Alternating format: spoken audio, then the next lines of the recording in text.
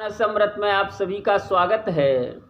पिछले वीडियो में जिसका शीर्षक था जब भीम को अजगर ने जकड़ा, उसमें सुना कि भीम मदमस्त हाथी की तरह पेड़ों को उखाड़ते हुए और जंगली जानवरों को भयभीत करते हुए जब जंगल में आगे बढ़ रहे थे तो एक पर्वत की गुफा में बैठा हुआ अजगर उसने भीम को अपने में जकड़ लिया। भीम ने अपने 10,000 हाथियों का पूरा बल प्रयोग कर दिया, लेकिन अजगर की पकड़ से छूट नहीं पाए। उधर युधिष्ठिर महाराज को जब चिंता हुई कि भीम अभी नहीं लौटे हैं, तो धौम्य ऋषि को साथ लेकर वे उन्हें खोजने निकले।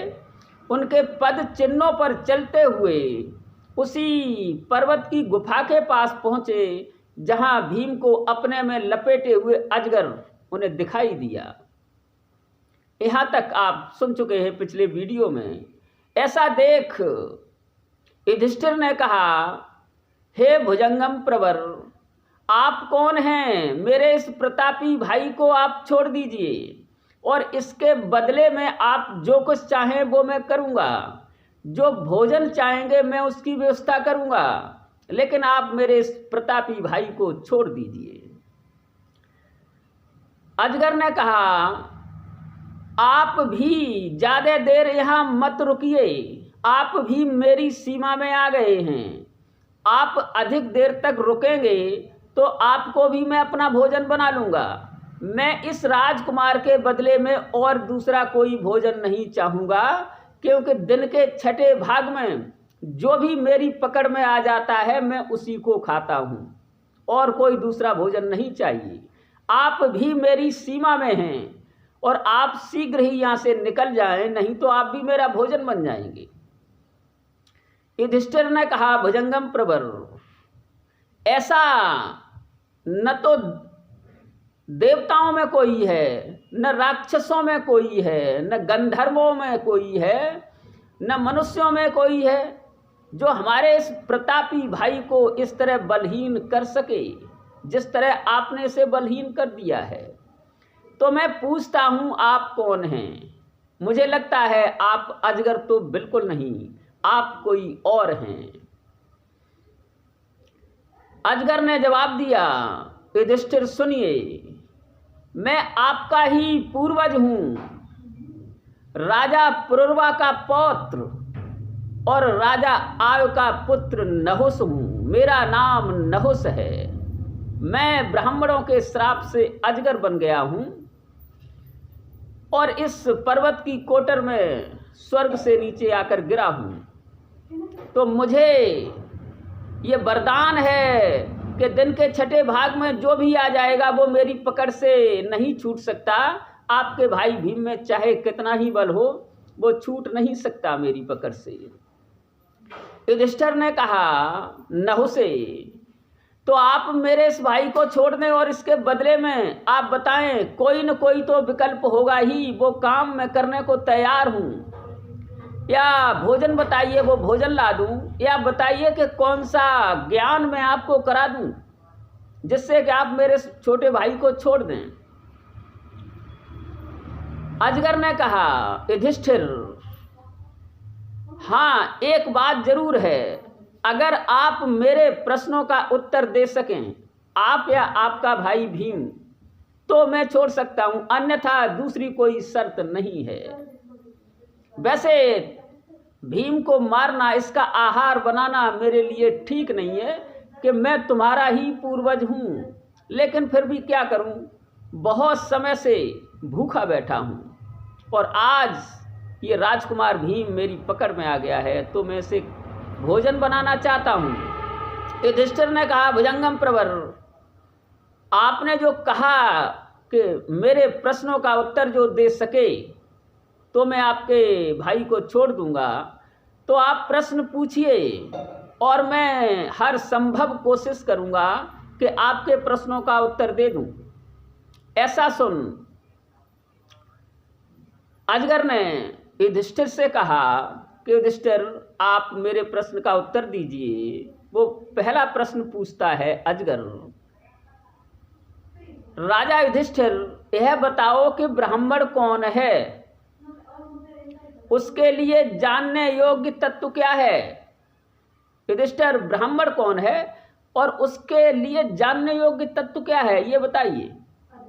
युधिष्ठिर ने जवाब दिया, नागराज, जिसमें सत्य, दान, क्षमा, सुशीलता, क्रूरता का अभाव, तपस्या और दया ये सद्गुण दिखाई देते हों, वही ब्राह्मण है।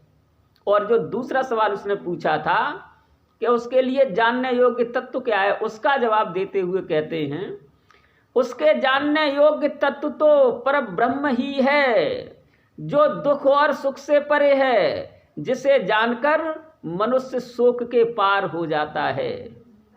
ये युधिष्ठिर ने उसके पहले प्रश्न का जवाब दिया। अजगर ने दूसरा सवाल किया, युधिष्ठिर, सत्य एवं प्रमाणभूत ब्रह्म तो चारों वर्णों के लिए हितकर है। सत्य, दान, अक्रोध, क्रूरता का अभाव, अहिंसा और दया आदि सद्गुण तो शूद्र में भी होते हैं या हो सकते हैं, तो क्या वो ब्राह्मण है? जो आपने बताए, सत्य हो, दया हो, क्षमा हो, दान हो, अक्रोध हो, क्रूरता का अभाव हो, ऐसे सद्गुण तो संभव है कि शूद्र में भी हो, तो क्या वो ब्राह्मण है? युधिष्ठिर ने जवाब दिया, भुजंगम प्रवर, यदि शूद्र में सत्य आदि उपर्युक्त लक्षण हैं और ब्राह्मण में नहीं हैं, तो वह शूद्र नहीं है और वह ब्राह्मण नहीं है। हे भुजंगम, जिसमें सत्य आदि लक्षण मौजूद हैं वह ब्राह्मण माना गया है, और जिसमें इन लक्षणों का अभाव है वह ब्राह्मण नहीं माना गया है। ये उत्तर उसके दूसरे सवाल का दिया युधिष्ठिर ने। अजगर ने अगला सवाल पूछा, तीसरा सवाल पूछा अपना कि युधिष्ठिर, ये बताओ, शब्द, स्पर्श, रूप, रस तथा गंध, इनका आधार क्या है? ये जो पंच तन्मात्राएं हैं, 5 जो विषय हैं, इनका आधार क्या है? इसका जवाब दीजिए। युधिष्ठिर ने कहा, भुजंगम प्रवर, स्थूल, सूक्ष्म और कारण शरीरों का आश्रय लेने वाला और इंद्रियों से युक्त जो आत्मा नामक द्रव्य है, वही विधिपूर्वक नाना प्रकार के भोगों को भोगता है। 5 विषयों के आधारभूत पंचभूतों से बने हुए शरीर में स्थित जीवात्मा इस शरीर में स्थित हुआ ही मन के द्वारा इन 5 विषयों का उपभोग करता है, और वही इसका आधार है। अर्थात जीवात्मा ही इन 5 विषयों का आधार है। ऐसा सुन अजगर ने अगला सवाल किया और पूछा, युधिष्ठिर, मन एक साथ ही विषयों को ग्रहण क्यों नहीं करता? भिन्न भिन्न विषय है और मन एक साथ सभी विषयों का ग्रहण क्यों नहीं कर पाता, ये बताइए मुझे। युधिष्ठिर ने उत्तर दिया, भुजंगम, विषयों के उपभोग के समय बुद्धि के द्वारा इस जीवात्मा का मन जो है एक ही विषय में निश्चित कर दिया जाता है। बुद्धि जो है इस जीवात्मा के मन को एक ही विषय में निश्चित कर देती है, जिससे कि वो भिन्न भिन्न विषयों का उपयोग नहीं कर सकता, उनका उपभोग नहीं कर सकता। ऐसा उत्तर जब सुना अजगर ने तो बड़े प्रसन्न हुए। अजगर के रूप में नहुस बड़े प्रसन्न हुए। उन्होंने कहा, युधिष्ठिर, मुझे लगता है आपसे ज़्यादा कुछ पूछने की आवश्यकता नहीं है, क्योंकि आप जो परम तत्व है उसके सूक्ष्म रहस्यों को जानने वाले हैं, तो आगे आपसे ज़्यादा कुछ पूछने का कोई प्रश्न ही नहीं उठता। मैं आपसे प्रसन्न हूँ। युधिष्ठिर ने कहा, आप मुझसे अगर प्रसन्न हैं तो एक मेरे भी प्रश्न का आप उत्तर दीजिए। नागराज ने कहा, पूछिए युधिष्ठिर। युधिष्ठिर महाराज ने पूछा, आप बताइए नहुसे, आप बड़े धर्मात्मा राजा थे, मैं भी सुन चुका हूँ आपके बारे में। आपको स्वर्ग प्राप्त हुआ, स्वर्गीय लोगों के साथ आप रहे, देवताओं के साथ रहे आप वहाँ पर, लेकिन इतने विद्वान धर्मात्मा होने के बावजूद भी आपकी ये स्थिति कैसे हुई? आप अजगर कैसे बने? इस नीच योनि में कैसे आ पड़े? अजगर ने कहा, धर्मराज, वास्तव में जैसा आपने सुना मैं वैसा ही था।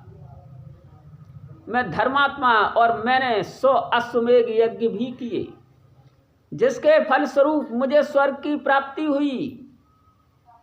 मुझे इंद्र बनाया गया। जब मुझे इंद्र की पदवी मिल गई तो युधिष्ठिर महाराज मुझे भी अहम आ गया। जब मुझे अहम आ गया तो मैंने इंद्र की पत्नी सची से मिलने का प्रस्ताव भेजा। उधर से सची ने भी प्रस्ताव भेजा कि यदि महाराज नहुस ब्राह्मणों की पालकी पर बैठकर आए, उस पालकी में बैठकर आए जिसमें ब्राह्मण जुटे हुए हों, तो मैं नहुस से मिल सकती हूँ। तो मैंने वैसा ही किया। मैंने ब्राह्मणों को आदेश दिया कि आप मेरी पालकी लेकर चलें और मुझे इंद्राणी के पास तक पहुँचाएं। उनमें अगस्त ऋषि भी जुटे हुए थे उस पालकी में। जब मैं उसमें बैठ गया, सभी ऋषियों ने उसे उठाया और वो लेके चले। तो युधिष्ठिर महाराज इंद्राणी अर्थात सची से मिलने की मेरी उतावली जो थी, इसलिए मैं उन्हें जल्दी चलने के लिए प्रेरित करने लगा। और सर्प सर्प सर्प है, जल्दी चलो, पीछे सर्प है, जल्दी चलो, ऐसे कह करके उन्हें जल्दी चलने के लिए प्रेरित करने लगा। जब मैं बार बार इस तरह कहने लगा और मुझे लगा कि अभी भी ये ऋषि लोग जल्दी नहीं चल रहे हैं, तो मैंने अगस्त ऋषि पर अपना पद प्रहार किया, उनको लात मारी। इससे अपमानित हो, क्रोधित हो करके अगस्त ऋषि ने मुझे श्राप दिया कि हे अहंकारी राजा नहुस, जा तू अजगर हो जा। सर्प सर्प चिल्लाता है, तू सर्प ही हो जा, इस नीच योनि में जा।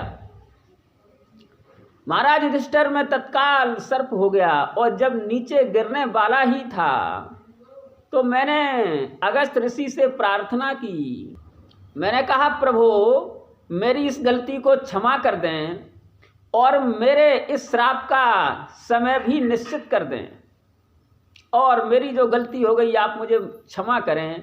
मैं अहंकार में आ गया था।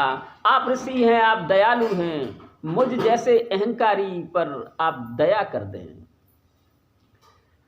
महाराज युधिष्ठिर वे दया से द्रवित हुए ऋषि, उन्होंने कहा, नहुस आप सर्प तो अवश्य ही बनेंगे, लेकिन कुछ समय बाद आपको पुनः स्वर्ग प्राप्त हो जाएगा और आपके मोक्ष का समय जो है, जिस समय आपके द्वारा पूछे हुए प्रश्नों का कोई जवाब दे देगा, उस समय आपका मोक्ष हो जाएगा। आपको मेरी इस वरदान के माध्यम से जो तुम्हारी धर्मात्मा वृत्ति थी वो आप कभी भूलेंगे नहीं, जो आपका ज्ञान है उसे आप कभी भूलेंगे नहीं। तो सर्प रूप में रहते हुए कोई भी कितना ही बलवान हो, दिन के छठे भाग में जो आपके पास आ जाएगा, आप जिसे जकड़ लेंगे वो छूट नहीं पाएगा। और जिस दिन आपके प्रश्नों का उत्तर कोई दे देगा, उसी दिन समझना आपका मोक्ष हो गया, मोक्ष हो जाएगा। तो युधिष्ठिर महाराज, ये मैंने संक्षेप में अपना वृत्तांत आपको बताया और आपने बड़ी दया की, जो आपने मुझे अपने दर्शन दिए। आप स्वयं धर्मराज ही हैं, मेरा कल्याण ही करने के लिए आए थे। अब मैं इसी समय सर्प योनि से मुक्त हो रहा हूँ। लीजिए, मैंने आपके छोटे भाई भीम को छोड़ा। ऐसा कह अजगर ने भीम को छोड़ दिया और भीम वहाँ से हट करके बड़े भाई युधिष्ठिर के पास खड़े हो गए। तभी देखा कि एक विमान प्रकट हुआ है। घरघराहट की आवाज़ करते हुए एक विमान प्रकट हुआ और जो सर्प था उसके अंदर से एक दिव्य पुरुष प्रकट हुआ, जो स्वयं नहुस थे, उस रथ में बैठ कर के वो स्वर्ग पुनः चली गई। वैशंपायन जी ने कहा, जन्मेजय महाराज, इस प्रकार युधिष्ठिर महाराज अपने छोटे भाई भीम और धौम्य ऋषि को साथ लेकर के पुनः अपने निवास पर लौट आए।